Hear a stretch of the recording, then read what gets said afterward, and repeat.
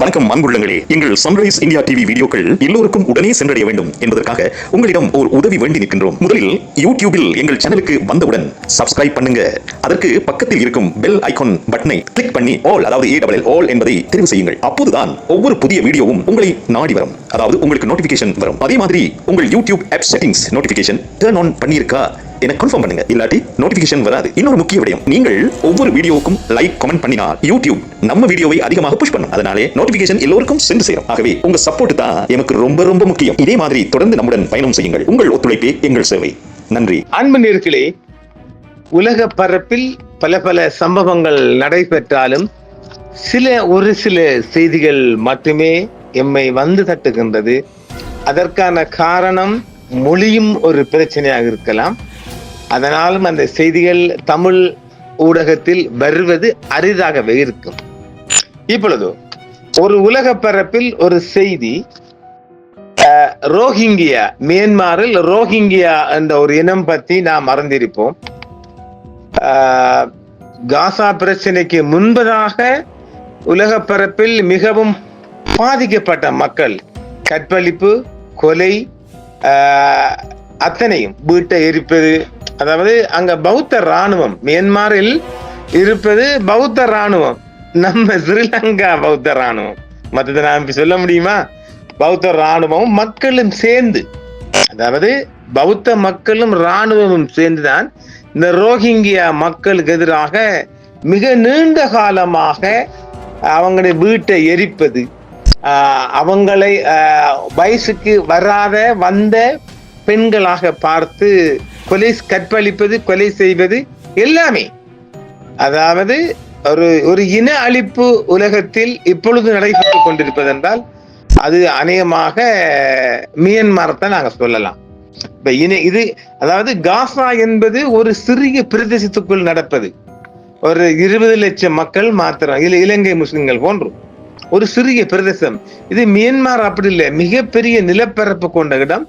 அதுல இந்த அரகன் என்ற ஒரு மாகாணத்தில தான் தொடர்ந்து இந்த மாதிரி அநியாயங்கள் நடைபெறுவது. அந்த வகையில் இப்பொழுது அந்த மக்கள் எத்தனை நாளைக்கு குட்ட குனியும் கூட்டம் போல் ஆவது என்று இப்பொழுது ரோஹிங்கியா சுதந்திர போராளிகள் என்று ஒரு குழு வெளியிட்டு, அதாவது என்ன கேட்டால், புலிகளின் ஆரம்ப காலத்தில் இந்தியா ஆயுதம் கொடுத்து பயிற்சிகளும் கொடுத்தது போன்று ரோஹிங்கியா சுதந்திர போராட்ட குழுக்களுக்கு பங்களாதேஷ் ராணுவம் முற்று முழுதாக உதவி செய்து, இதுவரையும் வெளிவரல் அந்த செய்தி. நாங்க எடுத்த தகையில பார்க்க போனால் அது வெளிவந்திருக்குது.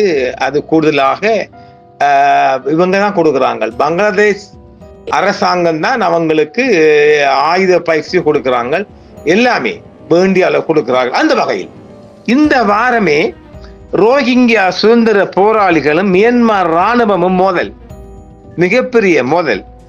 12 மியான்மர் ராணுவத்தினர் பலி, 13 பேர் காயம். யார் செஞ்சுக்கிறாங்க? எப்போதுமே அடிபட்டு கொண்டிருப்பானா அவனில் ஒரு குழு இறங்கிட்டது. அந்த போட்டோல தாரம் பாருங்க, ராணுவ சுருடை சரித்து மோதல். அது எங்க மோதுறாங்க? பங்களாதேஷை தளமாக கொண்ட டெரிட்டோரியல் என்ற ஒரு அமைப்பு தான் அந்த செய்தியை கொடுக்குது. அரகன் மாநிலத்தில் பங்களாதேஷ் மியான்மர் எல்லைக்கு அருகில், அந்த அரகன் மாநிலம் வந்துகிட்டு சரியாக சொல்ல போனால் பங்களாதேஷ எல்லையிலே. இப்ப நாம கடந்த ஆண்டும் பார்த்திருப்போம், மிகவும், அதாவது இந்த மியான்மர் அகதிகளை சொல்ல போனால் இந்தியாவுக்குள்ள தலித் மக்கள் போன்னு சொல்லலாம். கேட்க பார்க்க ஆள் இல்லை, ஏன் அடித்தா என்று கேட்க ஒரு ஆள் இல்லாத அநாத கூட்டம். அது எங்க இந்தியாவுக்குள்ள தலித் கூட்டமும் மியான்மருக்குள்ள இந்த ரோஹிங்கியா மக்களும் அடிச்சா யாருன்னு கேட்க ஆள் இல்லை, என்னமெல்லாம் பண்றாங்க. அதாவது அது இந்த ரோஹிங்கியா மக்கள் கொஞ்சம் கல்வி அறிவும் இல்லை அவங்களிடம். அவங்கள் ஒரு கூலி தொழிலாளிகள், வயல் வேலைகள், எப்படி அந்த மாதிரி வயல் வேலைகள், மரங்கள், செடிகள், அப்படி அவங்கள கல்வி குறைவு, அறிவுபூர்வமான மக்களும் இல்லை, ஒரு மிக மோசமான அப்பாவி மக்கள்னு சொல்லலாம். ரொம்ப அடிபட்டு மிரிப்பட்ட கூட்டம் தான். சரியா சொல்ல போனால் பௌத்த மக்களாலும் பௌத்த சிங்கள படையாலும், எங்க மன்னிக்கணும், சிங்கள படம் இங்க இல்லையா, அங்கிட்டு பௌத்த படையால் மியன்மார் பௌத்த படைகளாலும் சாறுமாறாக தாக்கப்பட்டு கற்பழிக்கப்படுகின்ற கூட்டம். அந்த வகையிலே இலங்கைக்குள்ளும் ஒரு 115 பேர் வந்தாங்க போன டிசம்பர்ல. நம்ம முல்லைத்தீவு தமிழ் மீனவர்கள் மிகப்பெரிய அழகாக பிஸ்கெட் எல்லாம் கொடுத்து வேண்டிய அளவு கவனித்தார்கள். அவர்களை கரைக்கு கொண்டு வர வேண்டி மிகப்பெரிய போட்டி நடந்தாலும் அந்த மக்களும் தமிழ் மக்களும் பாதிக்கப்பட்ட மக்கள் இல்லையா, மன்னார் மீன் அதே நிலைமை தான். அதான். ஆனால் உலகத்தில் எல்லோரையும் விட மிக கூடுதலாக இந்த பௌத்த படைகளாலும் பௌத்த மக்களாலும் பாதிக்கப்பட்ட கூட்டம். இருப்பிடத்தை விட்டு கிட்டத்தட்ட 2017 ஆண்டு வரை 7 லட்சம் மக்கள் வெளியேற்றப்பட்டிருக்கிறாங்க. அது ஒவ்வொரு தவளை நாங்க கொண்டு தரோம். கிட்டத்தட்ட 1 லட்சம் மக்கள் அழிக்கப்பட்டிருக்கிறாங்க. கற்பழிப்பு 23,000 பேருக்கு போகலாம். நிறைய இப்படி ஏகப்பட்ட தகவல் அடங்கி இருக்குது. இவைகள் குறித்து இந்த போர் இதுவரைக்கும் இது உலக பரப்புக்குள் ஒரு வராத செய்தி. காரணம், இந்த ரோஹிங்கியா மக்களின் தலைவர் அமெரிக்காவில் இருக்கின்றார். அவர் தான் அங்கிருந்து சில வேலைகள் பார்த்து கொண்டிருக்கிறார். ரோஹிங்கியா ஒரு இன அழிப்பு. இந்த இன அழிப்பு குறித்து நான் ஊடகத்தில் நிறைய சொல்லியிருக்கிறேன். காம்பியன் ஜனாதிபதி அடமா பர்மா, கருப்பர் இனத்திலிருந்து வந்தவர் அடமா பர்மா தான் இப்போது ஐசிசியில் வழக்கு தாக்கல் பண்ணி அந்த வழக்கை 4 ஆண்டுகளாக மோதி வருகின்றார். மிகப்பெரிய தீர்ப்பும் கொடுக்கப்பட்டிருக்குது. அவங்களுக்கு ராணுவ ஆட்சியான அங்கிட்டு மியான்மர்ல ஒரு ராணுவ ஆட்சி, இன்னும் ராணுவ ஆட்சி. அந்த வகையில இந்த ராணுவத்தின் மீது மிகப்பெரிய ஒரு கண்டனம் வந்திருக்குது. ஐசிசியால சர்வதேச கிரிமினல் கோர்ட்டால வந்திருக்குது. மீண்டும் காம்பியன் ஜனாதிபதி அடமா பர்மா அவர்கள் தொடர்ந்து அந்த வழக்கை நடத்தி கொண்டிருக்கின்றார். அவருக்கு பணம் யார் கொடுக்குறாங்கன்னு தகவல் வரல, இன்னும் கொஞ்சம் செலவு தான். அவர் அந்த ஐசிசிக்கு வந்து போகின்றார். அடமா பர்மா ஒரு முஸ்லீம், இவங்களும் முஸ்லீம், மொழிகள் வேற. புரியுதுங்களா? இதை நான் ஊடகத்துல பலமுறை சொல்லியிருக்கிறேன். எங்கே ஒரு மூலையில் இருக்கின்ற ரோஹிங்கியா மக்களுக்காக காம்பியன் ஜனாதிபதி அடமா பர்மா வழக்கு பேசுவாரானால், இந்த ஈழத்தில கொல்லப்பட்ட மக்களுக்கு வழக்கு பேசுறதுக்கு ஒரு நாட்டை பிடிக்க, ஒரு நாட்டை ஜனாதிபதியை பிடிக்க வக்கில்லாத கூட்டமாக இன்று இந்த தமிழ் மக்கள் இருக்குது. எவ்வளவு பெரிய படித்த மக்கள், உலகம் முழுவதும் பறந்து வாழ்றீங்க, அதிகாரத்துடன் வாழ்றீங்க, பணத்துடன் வாழ்றீங்க. இப்படி உள்ள நீங்க ஒரு அமைப்பை வச்சுக்கிட்டு இந்த இவனை கொண்டு ஒரு ஐசிசியில் நிறுத்தலாம் இருக்குது. அந்த வகையில தான் இந்த ரோஹிங்கியா மக்களுக்காக காம்பியன் பிரசிடென்ட் மதிப்புக்குரிய அடமா பர்மா அவர்கள் வழக்கு பேசி வருகின்றார்கள். புரியுதுங்களா? அந்த வகையிலே இந்த மோதல் இப்பொழுது இந்த ரோஹிங்கியா சுதந்திர போராளிகளின் தாக்குதல் இன்று உலக பரப்பில் ஒரு பேசுபொருளாக மாறி இருக்கின்றது. நாளாந்தம் அவர்களின் படையணியும் பலம்படுகின்றது. அவர்கள் M15 ரக துப்பாக்கி பாவிச்சிடறாங்க. எவ்வளவு நவீன துப்பாக்கிகள்! M15 ரக துப்பாக்கி என்றால் மிக ஒரு பயங்கரமான ஆயுதம் என்று சொல்லலாம். பங்களாதேஷ் எல்லையான ராங்பியோ லெக்யா அருகே பௌத்த பயங்கரவாதி அரக்கன் ராணுவம் AA மற்றும் ரோஹிங்கியா சுதந்திர போராளிகள் ARSA இடையே கடுமையான மோதல்கள் நடந்து முடிந்திருக்கிறதா? அரக்கன் மாநிலத்தில் பங்களாதேஷ் மியான்மர் எல்லைக்கு அருகில் உள்ள டாங்பியோ ரெகியா அருகே பௌத்த பயங்கரவாத குழுவான அரக்கன் ராணுவம் மற்றும் அரக்கன் ரோஹிங்கியா மீட்பு படை இடையே கடுமையான மோதல்கள் வெடித்தன. மோதலின் போது 12க்கு மேற்பட்ட இராணுவத்தினர் கொல்லப்பட்டிருக்கின்றார்கள். 13 பேர் காயமடைந்திருப்பதாக தெரிவிக்கப்படுகின்றது. இது ஒரு இன்டர்நேஷனல் சர்வதேச செய்தி அடிப்படையில் தருகின்றோம். பங்களாதேஷ் எல்லை காவல் படை சண்டையின் போது ஒரு AA உறுப்பினர் அவங்களோட உயிருடன் பிடித்திருக்கிறார்கள். அவங்க ராணுவத்தையும் உயிருடன் பிடிக்கப்படுகிறார்கள். கைது செய்யப்பட்ட நபர் பங்களாதேஷின் பந்தர்பானின் நைகோங்சாரி கோஷ்பூனியாவில் வசிக்கும் ஷிங் மாங் டோன்ஷோங்கியாவின் மகன் ஜியான் டோன்ட்ரியா. அப்பாடா என்ன பெரிய என அடையாளம் காணப்பட்டார். அவர் ஒரு M15 ரக துப்பாக்கியும் வைத்ததாக சொல்லப்படுகிறது. 2 பக்கத்தலை பயங்கரவாத நடவடிக்கையில் ஈடுபட்டதாக பிடிப்பட்ட மியான்மர் ராணுவ உறுப்பினர் மீது தேவையான சட்ட நடவடிக்கை எடுக்க பங்களாதேஷ் அரசாங்கத்தை BGP கேட்டுக்கொண்டுள்ளது. சண்டையின் போது அரச போராளிகள் அதாவது இராணுவத்திடமிருந்து பல ஆயுதங்கள் மற்றும் வெடிமருந்துகளை கைப்பற்ற முடிந்தது என்று நேரில் கண்ட சாட்சிகள் கூறுகின்றன. மியான்மர் ராணுவ சம்பவத்திலிருந்து தப்பியோடி குழப்பத்தின் போது எல்லையை தாண்டி பங்களாதேசுக்குள் தப்பி சென்றதாகவும் சாட்சிகள் தெரிவித்தன. கடந்த வருடம் ஆகஸ்ட் 25 முதல் இன்று வரையும் 1,00,000க்கு மேற்பட்ட ரோஹிங்கியா மக்கள் தங்கள் வீடுகளை விட்டு வெளியேறி உள்ளனர். போலீஸ் சாவடிகளை தாக்கிய ரோஹிங்கியா போராளிகளுக்கு எதிரான ராணுவ எதிர் நடவடிக்கைகளை தொடர்ந்து அவர்கள் வன்முறையிலிருந்து தப்பிக்க முயற்சிக்கின்றனர். அதாவது இப்பொழுதோ இந்த ரோஹிங்கியா சுதந்திர போராளிகள் ஆங்காங்கு சில இடங்களில் மியான்மரின் ராணுவ தளங்களை தாக்கி வருகின்றார்கள். அதாவது வடகிழக்கில் புலிகள் இந்தியாவிடம் பயிற்சி பெற்று ஓரளவு நிமிர்ந்து நின்று இராணுவத்தினை தாக்குவது போன்று ஆரம்பமாக இப்பொழுது ரோஹிங்கியா இந்த சுதந்திர போராளிகள் மியான்மர் ராணுவ இலக்குகள் மீது தாக்கி வருகின்றார்கள். இது ஒரு படி முன்னேற்றமான செய்தி என்றாலும் எதிர்வரும் காலங்களில் இவர்களுக்கு ஒரு தலைவலியை கொடுக்க போகின்றது. மியான்மர் ராணுவத்தினருக்கு ஒரு தலைவலியை இந்த சுதந்திர போராளி குழு கொடுக்க போகின்றார்கள் என்பதை நாம் அடுத்து சொல்வோம்.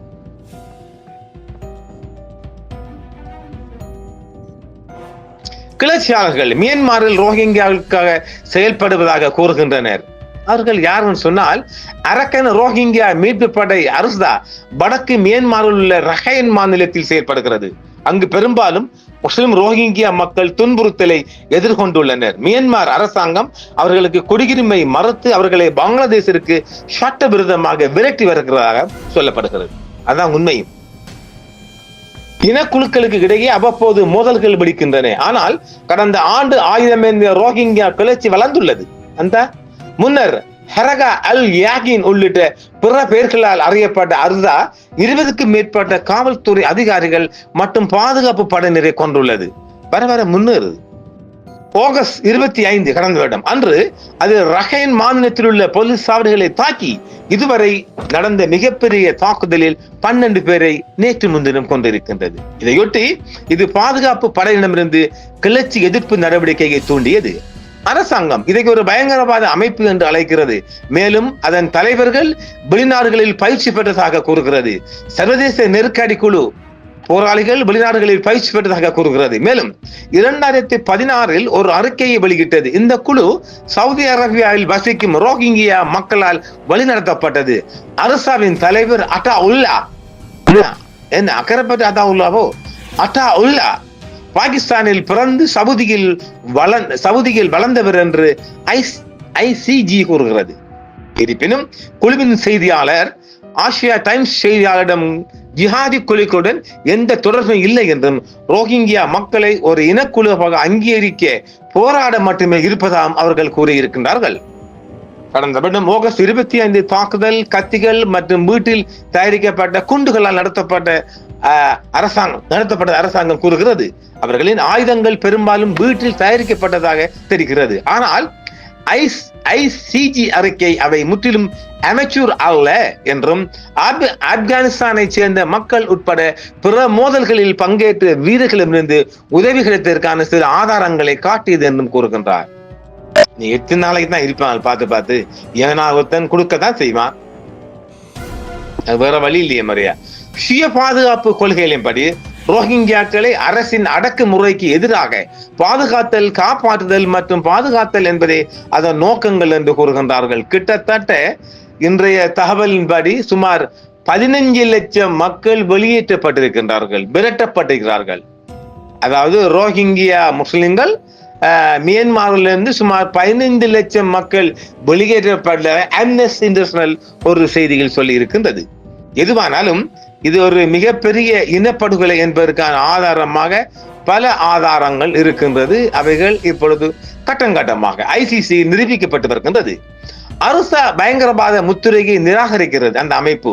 இது பொதுமக்களை தாக்குவதில்லை என்று கூறுகிறது. இருப்பினும் உறுப்பினர்களுக்கு பயிற்சி அளிக்கும் போது தகவல் கொடுப்புகளை கொள்வதாக தகவல்கள், அதாவது காட்டி கொடுக்கிறார்கள் என்ன வேணும் கொள்ளுவான் தானே. காட்டி கொடுக்க போனா புலிகளை மிஞ்ச வடகிழக்கிலே ஏராளமான கொலைகள் புரிந்தது. எட்டாபர்களை மாத்திரம் 2012ஆம் ஆண்டு நடந்த கொடிய கலவரங்களுக்கு அரசின் நடவடிக்கையால் கோபமடைந்த இளம் ரோஹிங்கிய ஆண்கள் அரசா உறுப்பினர்கள் என்று கூறப்படுகிறது. இந்த பகுதியிலிருந்து தப்பிக்க முயன்ற இளைஞர்கள் முன்பு படகு மூலம் மலேசியாவுக்கு செல்ல முடிந்தது. ஆனால் 2015ஆம் ஆண்டில் மலேசிய கடற்படை அந்த வழியை தடுத்தது. இதனால் ஆயிரக்கணக்கான மக்கள் கடலில் சிக்கி தவித்தனர். மற்றவர்கள் வன்முறையை கருத்தில் கொண்டதாக அந்த குழு கூறுகிறது. இது தீவிர வறுமை, நாடற்ற தன்மை மற்றும் ரோஹிங்கியா மக்களில் இயக்கத்தில் மீதான கட்டுப்பாடுகள் ஆகியவற்றின் பின்னணியில் உள்ளது. பாதுகாப்பு படையினர் வன்முறையை கடுமையாக கட்டுப்படுத்துகின்றனர். பிப்ரவரியில் ஐநா அறிக்கை ஒன்று அக்டோபர் 2016 தாக்குதலுக்கு பிறகு இப்பகுதியில் ஊரடங்கு உத்தரவு பிறப்பிக்கப்பட்டிருந்த போது மக்களை அடித்து பாலியல் பலாத்காரம் செய்து கொன்ற வீரர்களின் பேரழிவு தரும் கொடுமையை விவரித்திருக்கின்றது. பாலியல் பலாத்காரம் குறித்து போராட்டத்திற்காக வேட்டையாடப்பட்டு கேலி செய்யப்பட்டனர். மியான்மரில் மனித உரிமைகள் குறித்து ஐநாவின் சிறப்பு அறிக்கையாளர் அழிவின் அளவு கடந்த ஆண்டை விட இப்போது மிக அதிகமாக உள்ளது என்றும் அவர் தெரிவித்திருக்கின்றார். கிளர்ச்சி இதுவரை எந்த விளைவை கொடுத்திருக்கின்ற பார்க்கின்ற போது பாதுகாப்பு படையினர் மீதான தாக்குதல்கள், பொதுமக்கள் மீது தாக்குதல் நடத்தும் போராளிகளுக்கு எதிராக போராடுவதாக கூடும் இராணுவத்திடமிருந்து கடும் நடவடிக்கையை தூண்டியுள்ளது. 1 லட்சத்துக்கு மேற்பட்ட ரோஹிங்கியா மக்கள் தங்கள் கிராமங்களை விட்டு ஒரு ஆண்டுக்குள் வெளியேறி இருப்பதாகவும் எல்லை தாண்டி பங்களாதேசத்திற்கு சென்றுள்ளனர். அங்கு அகதிகள் முகாம்கள் நிரம்பி வழிகின்றது. அவர்களில் பலர் புத்த பிக்குகளின் உதவியுடன் இராணுவம் கிராமங்களை இடித்து பொதுமக்களை கொன்றதாக கூறுகிறார்கள். பௌத்தர்களும் இந்துக்களும் இப்பகுதியில் தாக்குதலில் இருந்து தப்பி சென்றதாக அரசாங்கம் கூறுகிறது. வன்முறை நிலவும் ரக்கன் மாகாணத்திற்கு ஊடகங்கள் செல்வது கடுமையான கட்டுப்பாடு விதிக்கப்பட்டுள்ளது. இதனால் களத்தில் நிலைமையை சரிபார்ப்பது மிக கடினமாக இருப்பதாகவும் மனித உரிமைகள் அமைப்புகள் தெரிவிக்கின்றது. இலங்கை உலகெங்கிலும் உள்ள பிரச்சாரர்களும் அரசியல்வாதிகளும் அகதிகளின் நிலைமை குறித்து கவலை தெரிவித்துள்ளனர். தங்குமிடம், தண்ணீர் மற்றும் உணவு பற்றாக்குறை குறித்து எச்சரித்துள்ளனர். நாட்டை விட்டு வெளியேற முயற்சிக்கும் போது கன்னிவடிகளில் குழந்தைகள் காயமடைந்ததாகவும் ஒரு இன்டர்நேஷனல் தகவல் தெரிவிக்கின்றது. ஐநா பிரதிநிதியும் அமைதிக்கான நோபல் பரிசு பெற்றவருமான மலாலா யூசுப்சாய் வன்முறையை நிறுத்துமாறு தலைவர் ஆங் சாங் சூகியிடம் அழைப்பு விடுத்திருக்கின்றார். திருமதி சூகி முன்பு இப்பகுதியில் நிறைய விரோதம் இருப்பதாக கூறினார். ஆனால் இன அழிப்பு என்பது பயன்படுத்த மிகவும் வலுவான சொல் என்று கூறியுள்ளார்.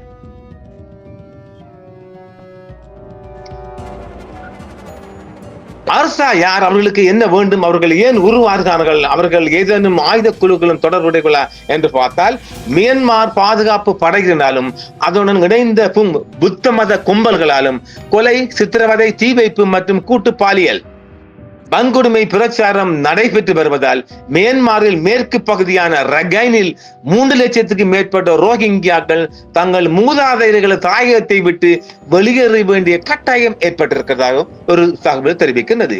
கடந்த வருடம் ஆகஸ்ட் 25ஆம் தேதி தொடங்கிய சமீபத்திய பெருமளவிலான வெளியேற்றம் ரகைன் மாநிலத்தில் சுமார் 30 போலீஸ் மற்றும் ராணுவ நிலைகளை தாக்கி 12 அதிகாரிகளை கொண்டதாக தொடர்ந்து வருகிறது என்றும் அரசாங்கம் தெரிவித்திருக்கின்றது.